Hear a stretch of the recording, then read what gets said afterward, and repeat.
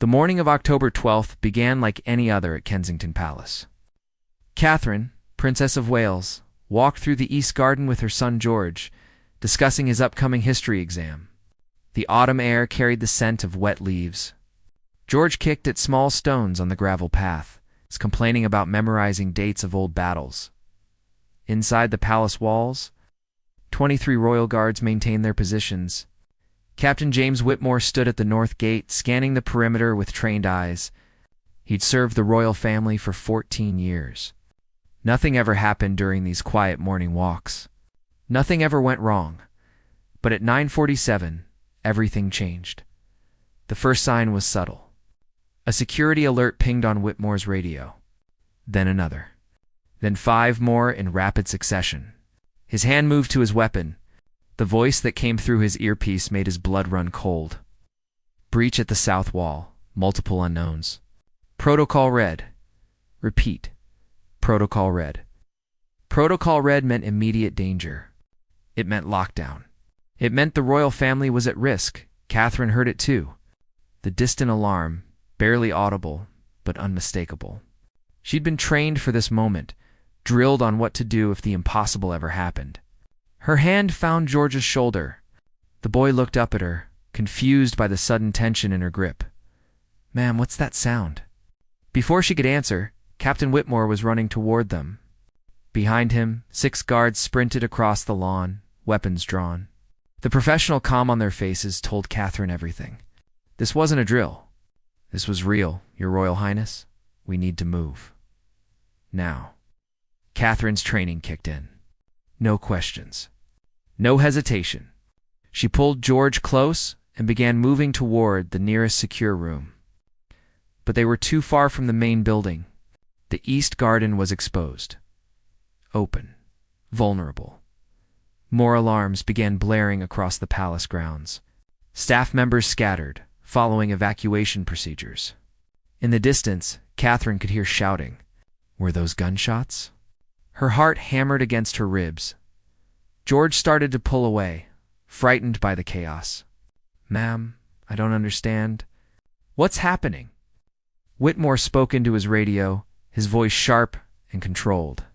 "We're exposed in the East Garden. Need immediate extraction. Subjects are vulnerable." The response crackled back. "All routes compromised. Shelter in place. Repeat. Shelter in place. Shelter in place." In an open garden, with unknown threats closing in, that's when Catherine saw them. Through the iron gates, beyond the hedge line, figures in dark clothing moving with purpose toward the palace. Not running. Not hiding. Moving like they knew exactly where they were going, like they knew exactly who they were looking for. Whitmore saw them too. His hand signal brought every guard within sight, running to their position. 12 men and women in red tunics, abandoning their posts, converging on one spot. On Catherine, on George, form up, Whitmore commanded. His voice carried the weight of absolute authority. Circle formation. Shield wall. The guards moved with practiced precision, but Catherine could see something different in their movements today. Something she'd never seen before in all her years around royal security. Fear. One of the younger guards, barely 25, positioned himself directly in front of George. His hands trembled slightly as he gripped his weapon. But he didn't move, didn't step back, didn't break formation. Catherine pulled George behind her, her body acting on maternal instinct older than any protocol. The boy pressed against her back, small hands gripping her coat. Through the gaps between the guard's shoulders, Catherine watched the dark figures reach the outer gate. They weren't running now. They didn't need to.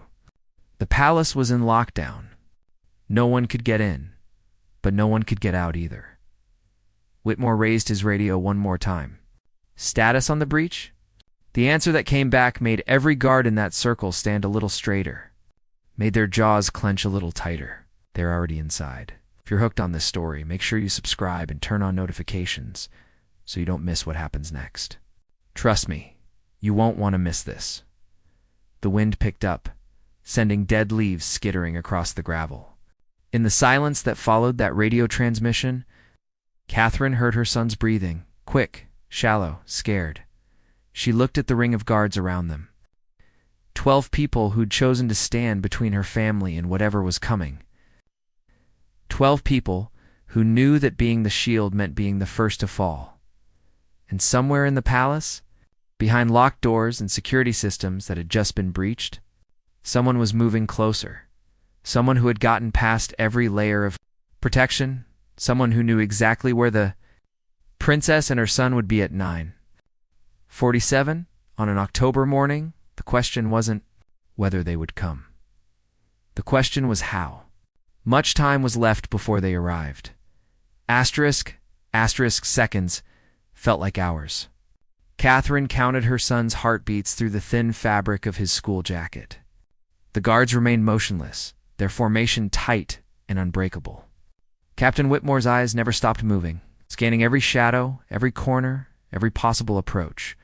Then the radio crackled again. A different voice this time, strained, urgent.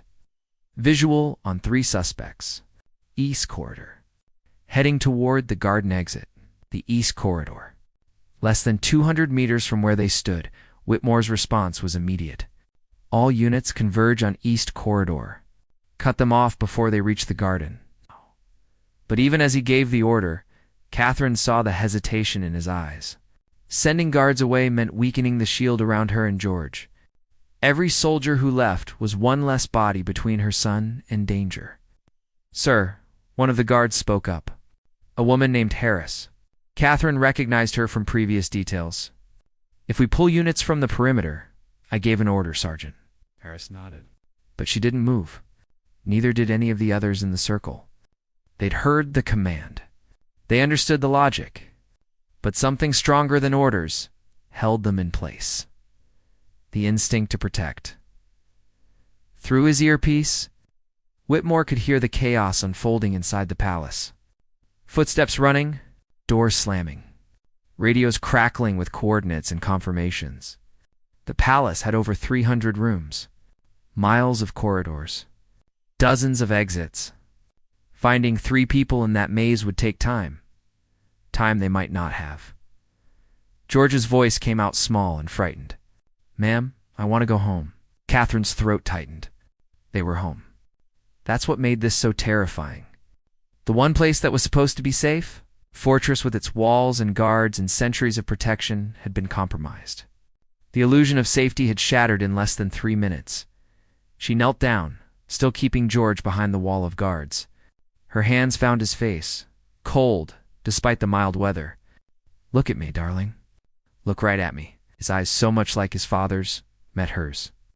Tears balanced on his lower lids. "We're going to be fine. Do you see all these people around us? They're here to keep us safe.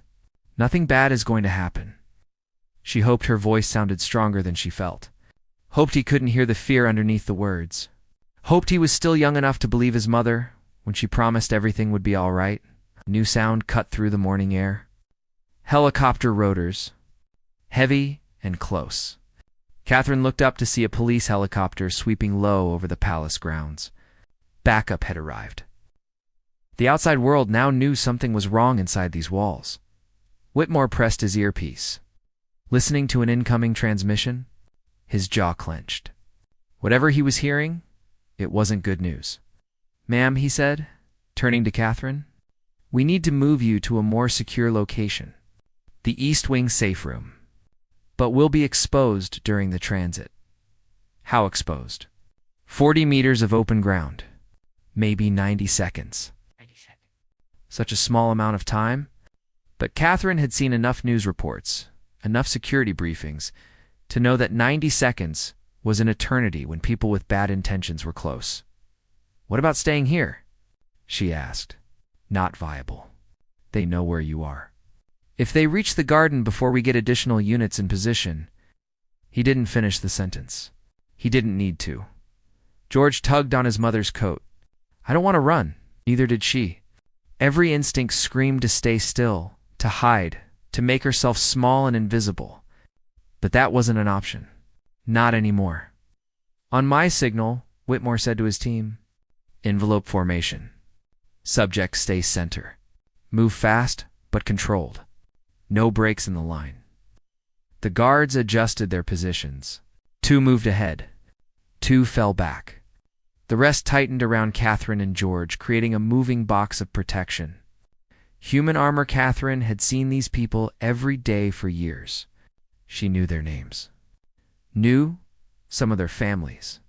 Harris had a daughter George's age. Whitmore coached youth football on weekends.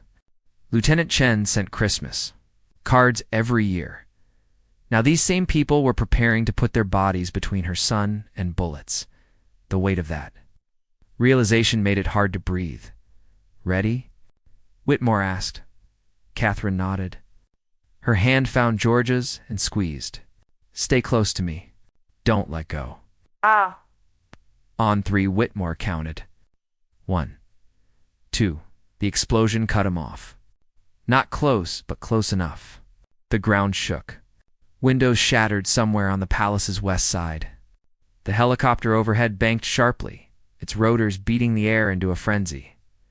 For one frozen moment, no one moved. Then the radios erupted with voices, all talking over each other.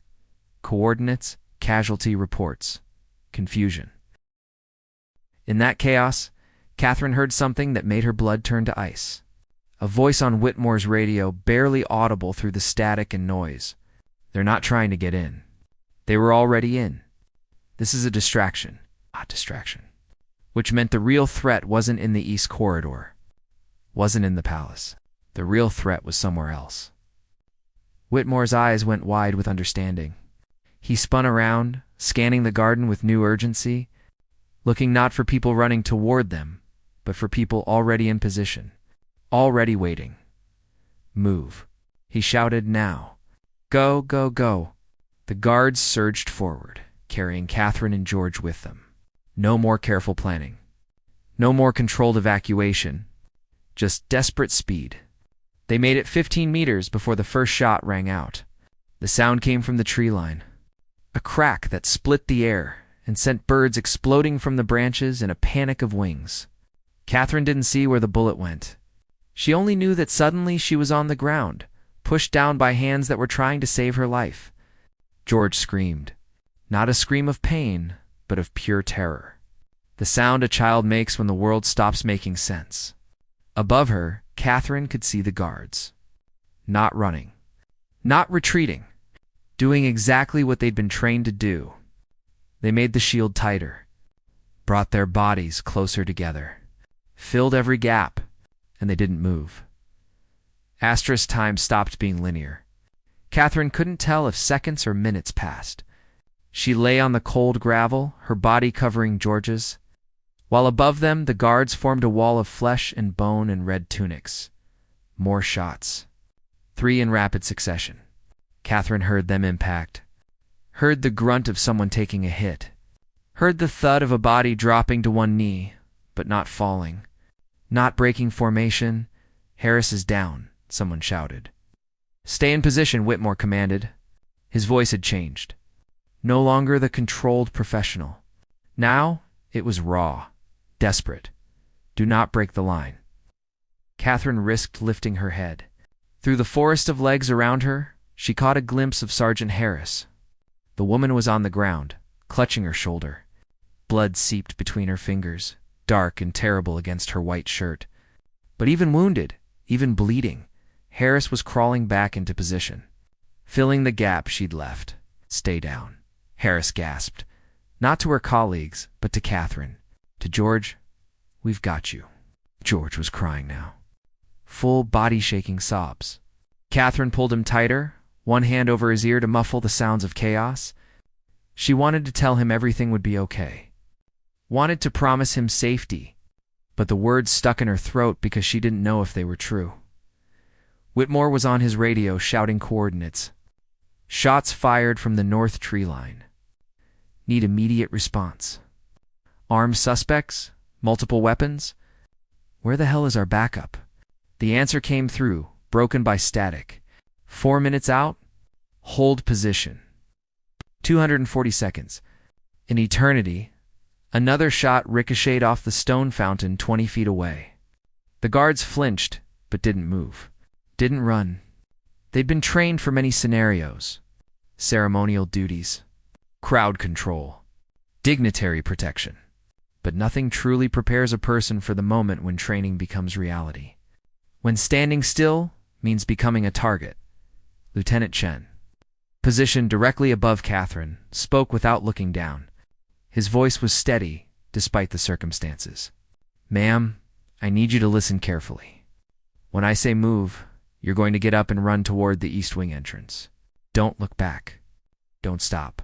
Just run. I can't leave you all here. You're not leaving us. You're doing what we're here for." The logic was simple, but brutal. Their job was to be the shield. Her job was to survive. But the human part of Catherine, the part that knew these people and cared about them, rebelled against that math. Before she could respond, Whitmore's radio crackled with new information. Suspects identified. 3 individuals. Armed with hunting rifles, not military grade. Repeat, not military grade. Hunting rifles. Somehow, that detail made it more real and more terrifying. These weren't trained soldiers or professional assassins. These were ordinary people with ordinary weapons who had still managed to breach palace security, which meant they were either very lucky or had help from the inside. "Do we have a clear shot at them?" Whitmore demanded. Negative. "They're using the tree cover. Our sniper teams can't get a clean angle." Whitmore cursed under his breath. Then he made a decision. A calculation that Catherine could see forming behind his eyes. The kind of math that balanced lives and risks and impossible choices. "We're going to move," he announced to his team. "Turtle formation. Keep the shield tight. Move as one unit. The safe room is 30 meters east. We can make it if we stay together." One of the younger guards spoke up. "Sir, if we move, we give them better angles. If we stay, we're sitting ducks. At least moving, we control something." It was flawed logic. Catherine knew it. The guards knew it. But doing something felt better than doing nothing, even if the something was dangerous. "On my count," Whitmore said. 3-2. The next shot didn't come from the tree line. It came from behind them. From the palace itself, the bullet hit the fountain and sent up a spray of stone fragments. Someone screamed. There were shooters on 2 sides now. Maybe more. The circle of guards contracted even tighter, bodies pressing together until there was no space between them. No gaps, no weaknesses. Except there were weaknesses. Human bodies, no matter how brave, no matter how well-trained, were still just flesh and blood. They could bleed. They could break. And there were only 12 of them against however many were out there. Catherine felt George shaking beneath her. Felt his small fingers digging into her arms. This beautiful, innocent child who should be worried about history exams and football practice. Not bullets. Not blood. Not whether today would be his last day. She pressed her lips to his hair, and whispered promises she wasn't sure she could keep. "I love you. Daddy loves you. We're going to get through this. I promise." Whitmore was shouting into his radio again. "We need immediate extraction. Air or ground, I don't care. But we need it now." The response was lost in another burst of gunfire. This time, the shots came in a sustained barrage. 5, 6, 7 rounds. The guards around Catherine dropped lower, pulling her and George down with them. She tasted gravel, smelled gun smoke and fear and Harris's blood on the ground inches from her face. When the shooting stopped, the silence was worse than the noise. In that silence, Catherine could hear breathing, ragged and painful. Could hear someone muttering a prayer. Could hear the helicopter overhead and sirens in the distance and her own heartbeat thundering in her ears. "Sound off," Whitmore ordered. "Who's hit?" "Harris, shoulder wound. Chen, grazed on the arm. Michaels took one in the vest. He's down but breathing. 9 still standing. And the shooters were still out there. Still hidden. Still hunting?" Catherine's mind raced through options. Could they negotiate? Offer the attackers whatever they wanted? Money? Access? Anything to stop this nightmare? But even as the thoughts formed, she knew it wouldn't work.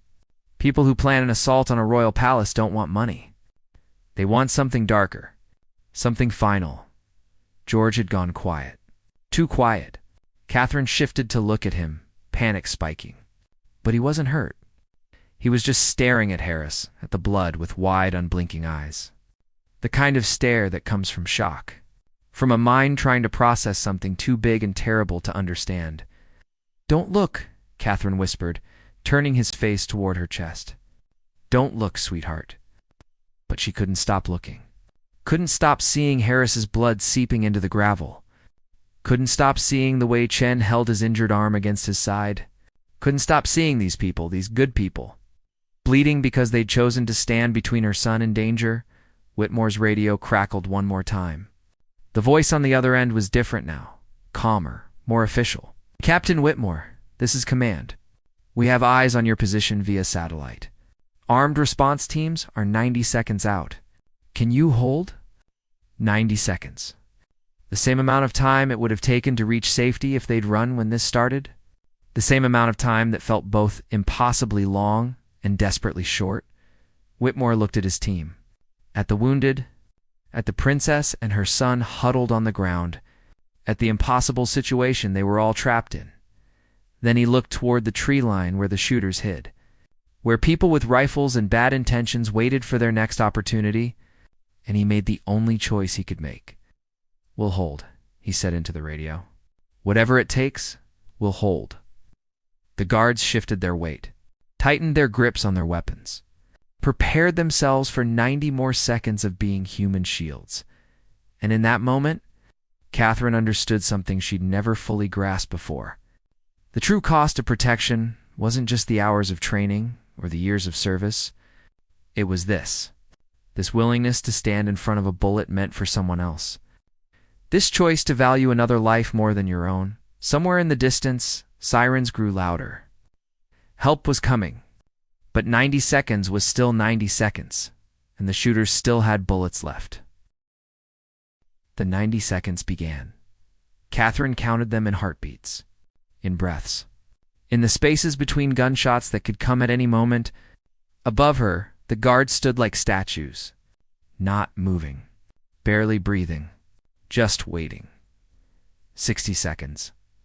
Harris had stopped talking.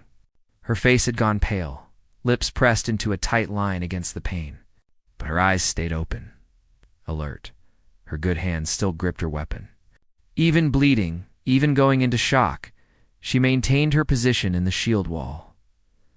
Lieutenant Chen knelt beside her, applying pressure to her wound with one hand while keeping his weapon ready with the other. "Stay with us, Harris." "Help's almost here." Harris managed a weak nod.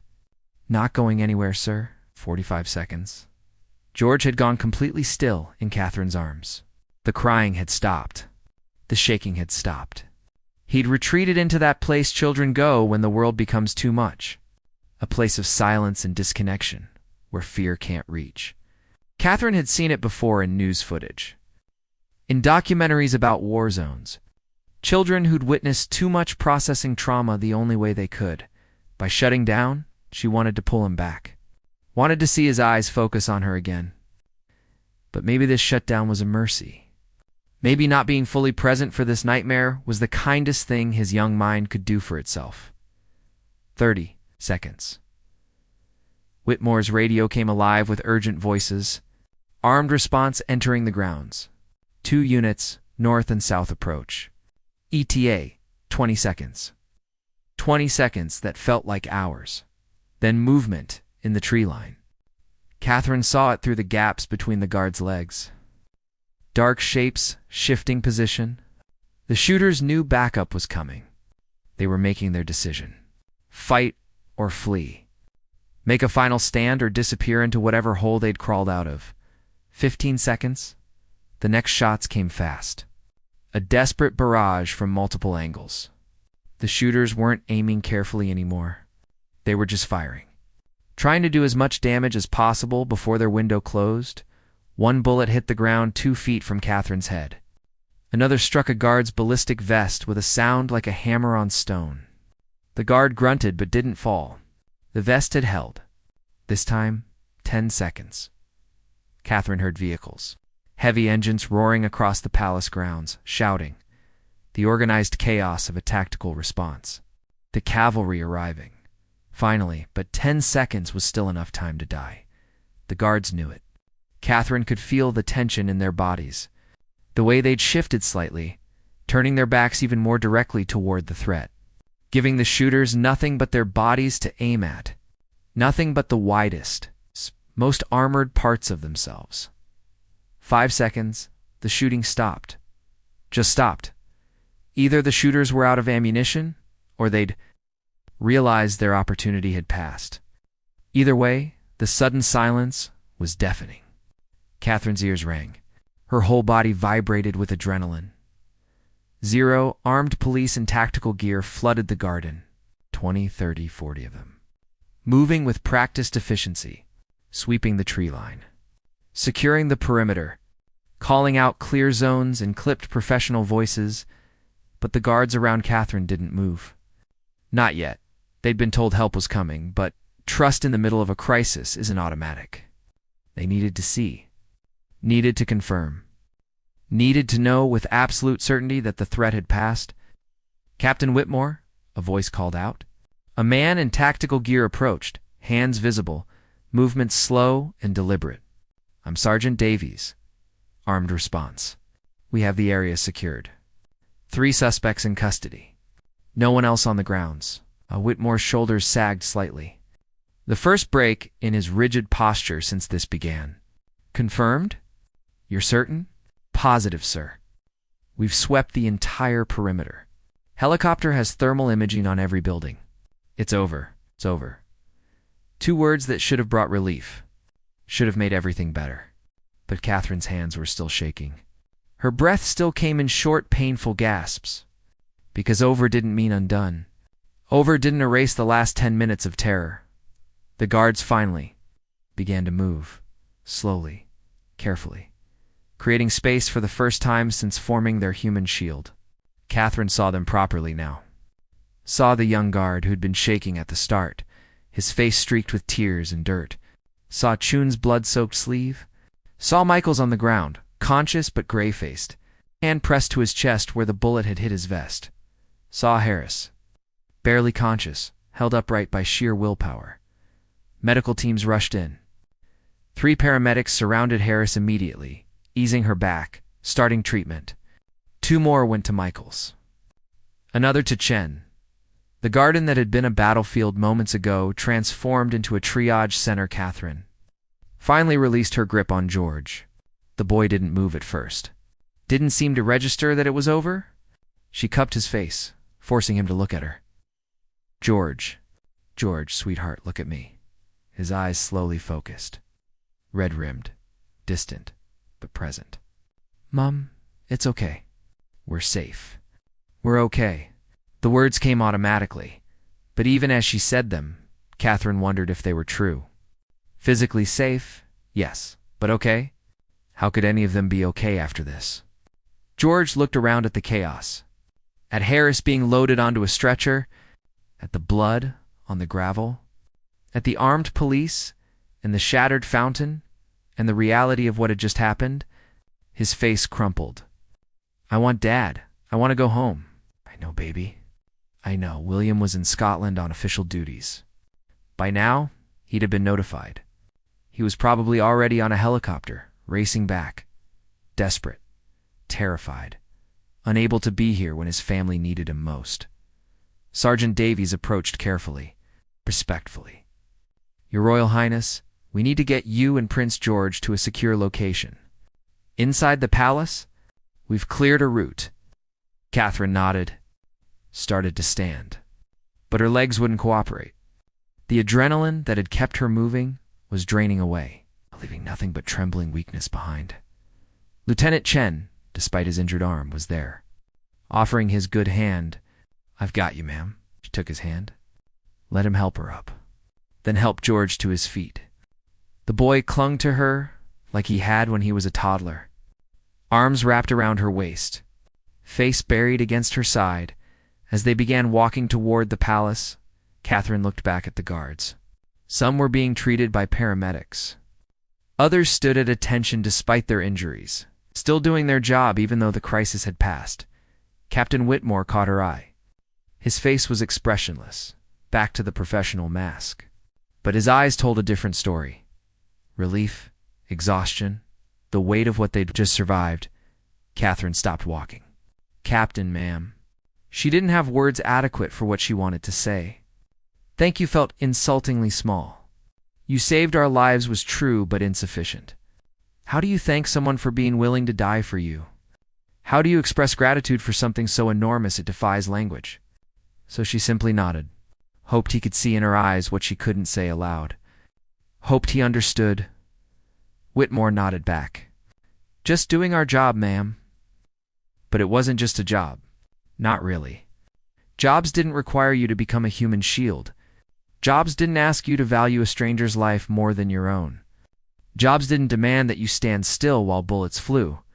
What these people had done went beyond employment, beyond duty, beyond any contract or oath. They'd made a choice. When the moment came, when the shooting started, when every instinct screamed to run, they'd chosen to stay. To stand between danger and the people they'd sworn to protect, they'd chosen to be the shield. As Catherine walked toward the palace with George pressed against her side, she could hear the paramedics working on Harris, hear them calling for immediate transport to the hospital, hear the urgency in their voices. Harris had been shot protecting a woman and child she barely knew, had crawled back into formation while bleeding, had held her position until backup arrived, and she was just one of 12. 12 people who'd made the same impossible choice. The question that haunted Catherine as she stepped through the palace doors wasn't why this had happened. That would be answered in time. The question was simpler and more profound. Why had these people been willing to die for her? And how would she ever live with the weight of that sacrifice? Asterisk, asterisk, the secure room in the East Wing felt nothing like safety. Catherine sat on a leather sofa with George curled against her, both of them wrapped in emergency blankets that did nothing for the cold that came from inside. Armed guards stood at every entrance.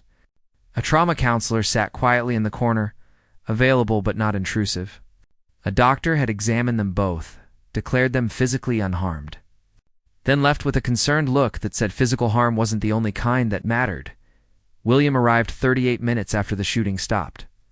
Catherine heard him before she saw him, heard his voice in the corridor, demanding answers, demanding to see his family.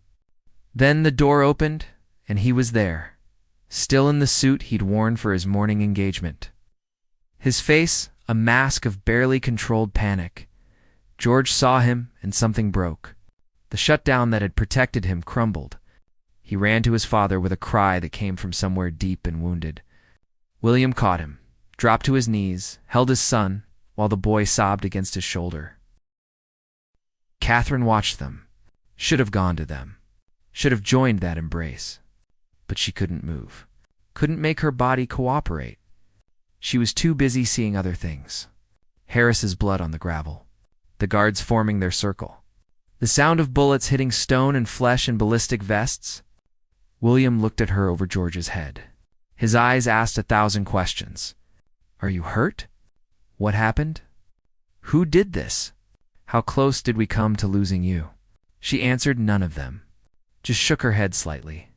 Not now, not in front of George. Later, after George had finally cried himself into an exhausted sleep in his father's arms, after he'd been carried to a bedroom with extra security posted outside, Catherine and William sat alone in the secure room, silent, processing, trying to make sense of the senseless. They're calling them protesters, William finally said. 3 men, anti-monarchy activists. They'd been planning this for months. Had help from a maintenance worker who gave them access codes. Protesters. Such a benign word for people who'd shot at children. Harris? Catherine asked. The question she'd been afraid to ask. In surgery. The bullet damaged her shoulder badly. They think she'll recover, but it's going to be a long road. Catherine closed her eyes. Saw Harris crawling back into formation with blood seeping through her fingers. Saw her refusing to leave, refusing to abandon her post. The others? Chen needed stitches. Michaels has bruised ribs and a cracked sternum from where the bullet hit his vest. Everyone else is shaken, but physically okay. Physically okay. As if that was the only kind of okay that mattered. William moved closer, took her hand. His fingers were warm against her ice-cold skin. "Catherine, they're saying if the guards hadn't formed that shield, if they'd tried to run instead." He couldn't finish. Didn't need to. The math was simple and horrible. Running would have exposed them, made them targets. The shield had worked because it had given the shooters nothing to aim at except people trained to take bullets. "I keep thinking about Harris's daughter," Catherine whispered. "She's the same age as George, and her mother was shot today because of us, not because of you. Because some people are broken and violent, and because she chose to stand in front of us. Because her job is to be a human shield. Because we've created a system where people agree to die for others based on bloodline and titles and stop." William's voice was firm but gentle. "Harris made a choice. They all did. And yes, it's their job, but you saw them today. That wasn't just duty. That was something more." Catherine thought about the young guard who'd been shaking. About Chen speaking to her while injured. About Whitmore's eyes when he said they'd hold no matter what. William was right. It had been more than duty. But what did you call that more? Courage? Nobility? Self-sacrifice? All those words felt too clean for something so messy and human and real. The door opened. A security official entered, tablet in hand, looking exhausted. "Sir, ma'am, I have some information about the attack." They listened as he laid out the details. The three men had criminal records, but nothing violent. They'd radicalized online, found each other in anti-monarchy forums.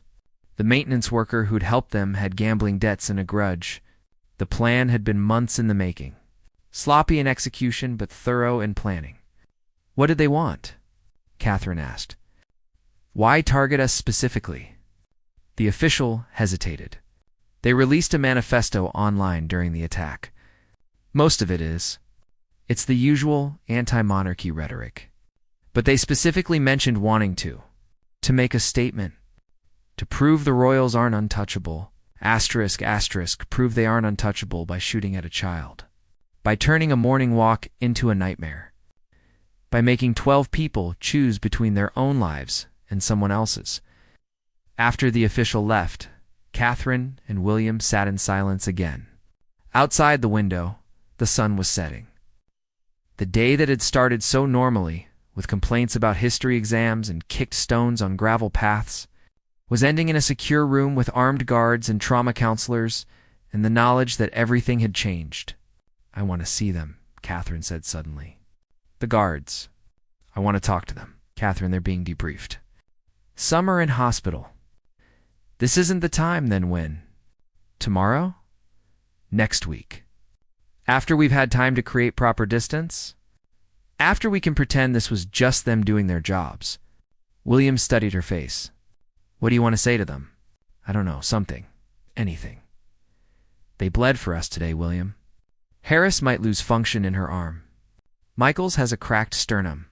Chen will have nightmares for years, probably. And we're supposed to just..." "What? Send them a thank you note?" "They won't expect anything. It's the problem. They don't expect anything because they've been trained not to. Trained that their lives matter less. That being a shield is just part of the job description." William pulled her close. Let her rest her head on his shoulder. "You can't carry this guilt. What happened wasn't your fault." But guilt didn't care about fault. Guilt was less logical than that. It settled in the spaces where questions lived. Questions like why her son deserved protection more than Harris's daughter. Why 12 people had to risk death so 2 could be safe. Why the accident of birth created a system where some lives were shields and others were protected. There were no good answers. There were only the facts. The guards had stood between danger and the royal family. Some had been shot. All had chosen to stay rather than run. And now, Catherine had to figure out how to live with the weight of that choice. How to look at these people every day knowing they'd proven their willingness to die for her. How to thank someone for something that could never be adequately thanked. How to move forward when moving forward meant accepting a debt that could never be repaid. The night deepened. George slept fitfully in the next room, guarded by people who'd already proven what they'd do to keep him safe. Harris underwent surgery to save her shoulder. Michaels had his ribs wrapped. Chen sat in a hospital room, staring at his stitches, processing the reality that he'd been inches from dying. And in the secure room, Catherine and William held each other and tried to understand how you go back to normal after nothing would ever be normal again. Outside, the palace grounds were being processed as a crime scene. The gravel where Catherine had lain was photographed. The bullets were being catalogued. The blood was being documented. Evidence of a day when the impossible became real. Evidence of a day when 12 people formed a human shield and held it, against bullets and fear and every instinct that screamed to run. Evidence of sacrifice that went beyond duty into something deeper and more profound than any title or protocol could explain. Catherine closed her eyes and saw them. Saw their faces above her as they stood their ground. Saw their determination, their fear, their absolute refusal to break the shield no matter the cost. And she knew that image would stay with her for the rest of her life. A reminder that some debts can never be paid, only remembered, only carried forward with the weight they deserve. 3 days later, Catherine stood outside the hospital room where Sergeant Harris recovered. She'd fought for this visit. Security had protested. Protocol officers had raised concerns. William had gently suggested waiting, but Catherine had insisted. Some things couldn't wait. Some things needed to be said while they were still raw and real. Harris was awake when Catherine entered. The sergeant started to sit up, to salute, to follow protocol, even in a hospital bed, with her arm in a complex sling and pain medication dulling her eyes. "Please don't," Catherine said quickly. "Please, just stay comfortable." Harris settled back against the pillows. She looked smaller somehow. The uniform was gone, replaced by a hospital gown. The professional mask was cracked, revealing the regular person underneath. A woman in her 30s, a mother, a person who'd been shot 3 days ago and was trying to process what that meant. "Your Royal Highness," Harris said. Her voice was rougher than Catherine remembered. Pain and exhaustion taking their toll. "I'm glad to see you're well." Catherine pulled a chair close to the bed, sat down. For a long moment, she just looked at this woman who'd bled for her, tried to find words adequate for the enormity between them. "I keep replaying it," Catherine finally said. "You were shot. You went down. And then you crawled back. You crawled back into formation while bleeding." Harris's expression didn't change. "It's what we're trained to do, ma'am." Training doesn't explain that. Training doesn't explain crawling toward danger instead of away from it. Flicker of something crossed Harris's face. Not quite a smile. Not quite sadness. Something more complex. Maybe not. But the training gives us a framework, a way to turn fear into action. I was scared, terrified, but the formation, the shield, that was bigger than my fear. "Your daughter is 8, yes." Harris blinked at the change in subject. "Yes, ma'am, Charlotte. She's 8. George is the same age. Did you think about her when you went back to the formation?" Now Harris's professional mask fully cracked. Her eyes filled with tears she didn't let fall. "I thought about her the whole time. Thought about how I needed to get home to her. How I couldn't die in that garden. But I also thought about Prince George. About how he's the same age as Charlotte. About how he was scared and how his mother was trying to protect him, just like I'd protect Charlotte if someone threatened her." Catherine's throat tightened. "So you chose to protect my son, even though it meant risking never seeing yours again?" "I chose to do my job. But yes, I thought about both of them. And I decided that if I had to be scared anyway, if I might die anyway, I'd rather die doing something that mattered. Protecting a child. Any child. Simplicity of it was devastating. Not duty, not protocol. Just the basic human instinct to protect the vulnerable. The same instinct that made mothers throw themselves in front of cars to save their children. The same instinct that made strangers jump into rivers to save drowning kids. The same instinct that had made Harris crawl back to formation with a bullet in her shoulder. "I owe you my son's life," Catherine said quietly. "I know, ma'am. You don't owe me anything. How can you say that?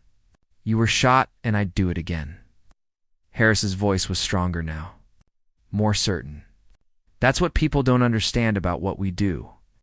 It's not about being owed or repaying debts. It's about making a choice about who you want to be. I want to be someone who stands between danger and the innocent.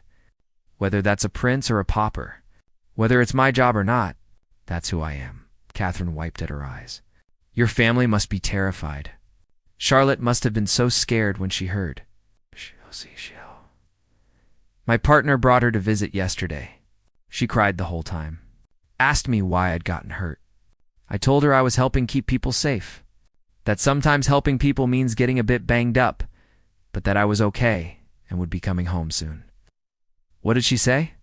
Harris smiled properly for the first time. She said I was brave, but also dumb, and next time I should wear more armor. The smile faded. Kids have a way of cutting through the complexity, don't they? To her, it's simple. Mummy got hurt doing her job. Mummy will be okay.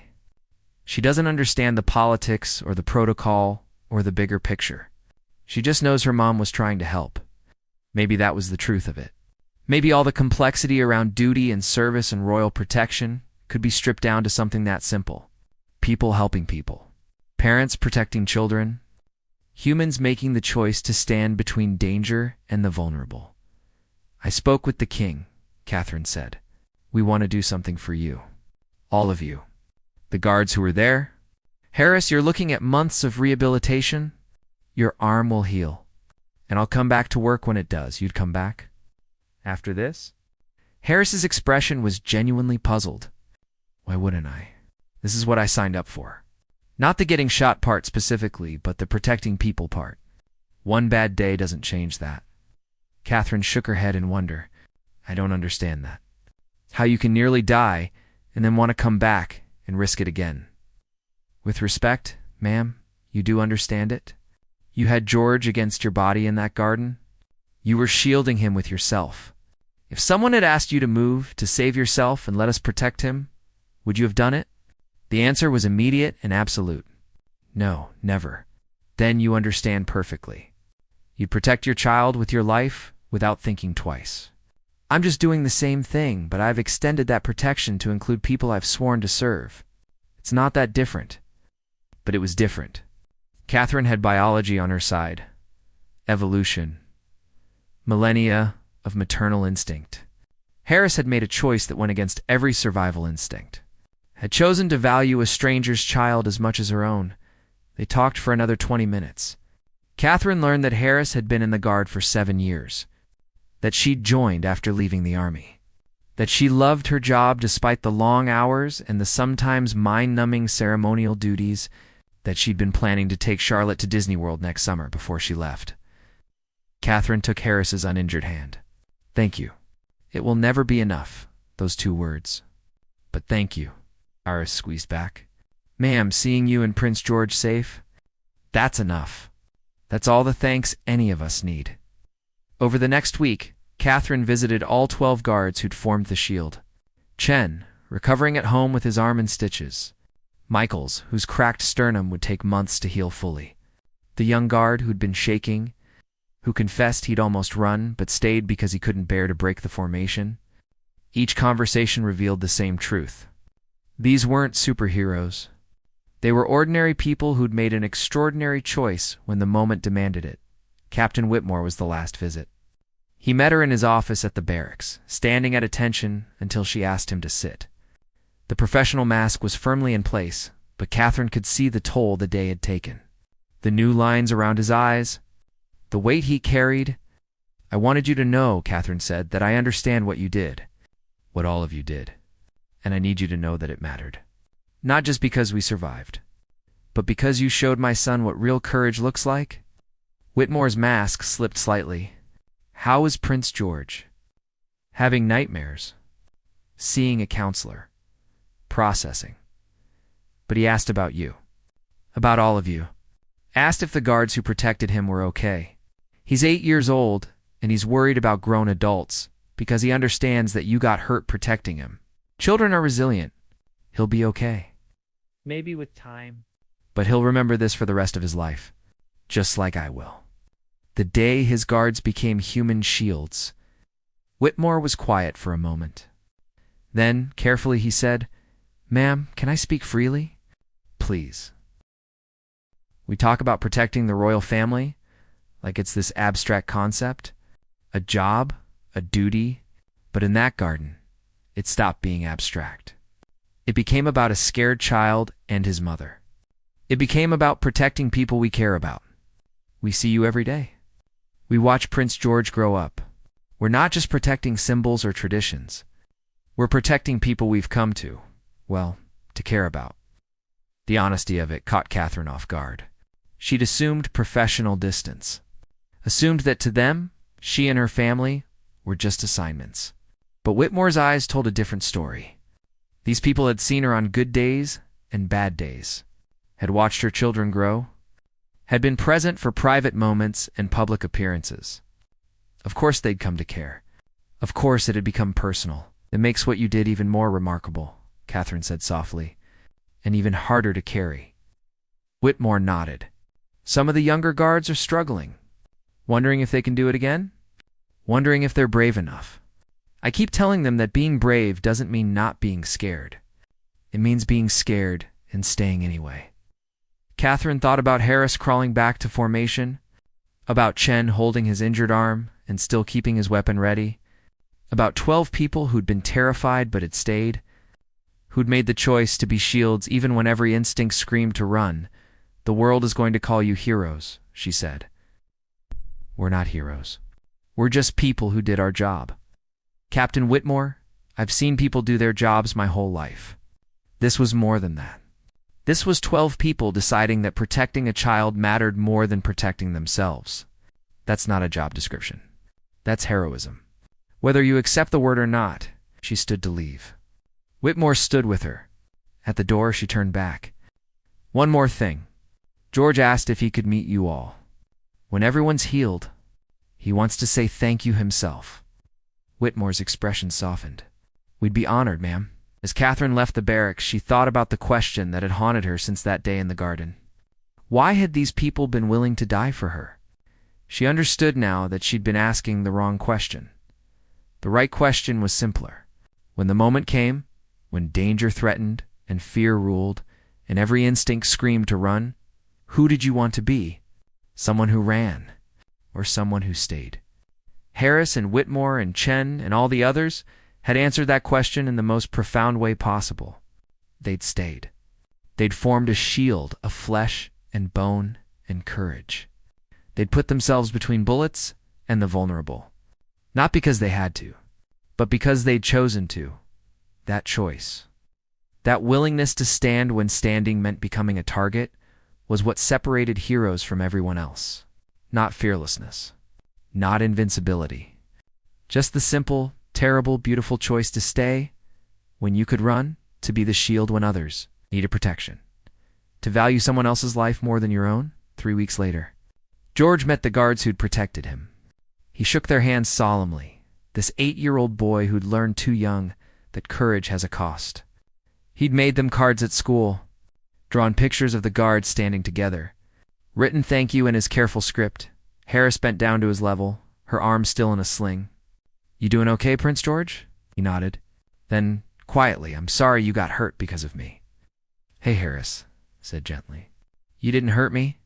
Some bad people did. And you know what? I'm glad I was there. I'm glad I got to help keep you safe. My mom says you're brave. Your mom is pretty brave, too. So are you. Being scared and going through something scary, that takes courage." George thought about that. Then he hugged her, carefully, mindful of her injured arm. Harris hugged him back, this boy she'd bled for. And over his head she met Catherine's eyes. In that look was understanding, acknowledgement. The recognition that they'd both survived something that had changed them forever. That they'd carry that day in the garden with them, always. The fear, the courage, the choice to be shields in their own ways, and the knowledge that some debts aren't meant to be repaid. They're meant to be honored, remembered, passed forward. As Catherine watched her son with the woman who'd taken a bullet protecting him, She understood that the title of this story had always been incomplete. It wasn't just about why the royal guard formed a human shield. It was about what happened after. How you lived with the weight of that sacrifice. How you carried the gratitude for something that could never be adequately thanked. How you made sure that the courage and the choice and the willingness to stand mattered. The guards had chosen to be shields. Now Catherine had to choose how to honor that choice. How to make sure Harris's injury and Chun's stitches and Michael's cracked sternum and all the nightmares and fear meant something. By remembering, by telling the story, by making sure the world knew that on one October morning, 12 ordinary people made an extraordinary choice. They stood between danger and the innocent, and they didn't move.